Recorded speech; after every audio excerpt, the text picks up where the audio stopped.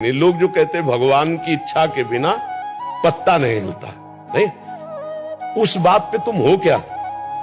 हमें तुमसे पूछते हैं कि उस स्थिति में हो कि भगवान की इच्छा के बिना पत्ता नहीं हिलता। इस स्थिति में आ जाओ और तुमसे पाप हो जाए तो हमसे बता देना। और आप दोष देते हो कि भगवान की इच्छा के बिना पत्ता। जब अपनी इच्छा को भगवान की इच्छा में मिला दी जाती है तो पाप हो ही नहीं सकता, क्योंकि अहंकार से पाप होता है। हम अपनी इच्छाओं को भगवान की इच्छा में थोप देते हैं। जैसे हमारे मन में आया कि अब ये करें, अब वो गलत हो गया, बोले अगर भगवान की इच्छा ना होती तो ऐसा गलत क्यों होता? नहीं, तुम्हारी इच्छा थी, भगवान की इच्छा नहीं थी। तुम फंसे हो अपनी इच्छा में। हम लोग अभी थोड़ा ज्ञान की धारा में है, इसलिए ऐसा सोचते हैं कि हमें देखना है भगवान की इच्छा और अपनी इच्छा, इन दोनों में भेद देखना है।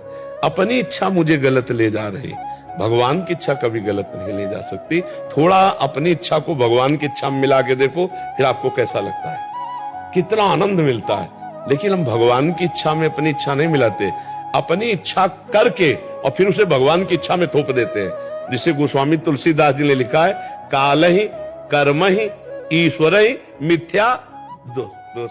ये थोड़ा तवज्जो पड़ेगा।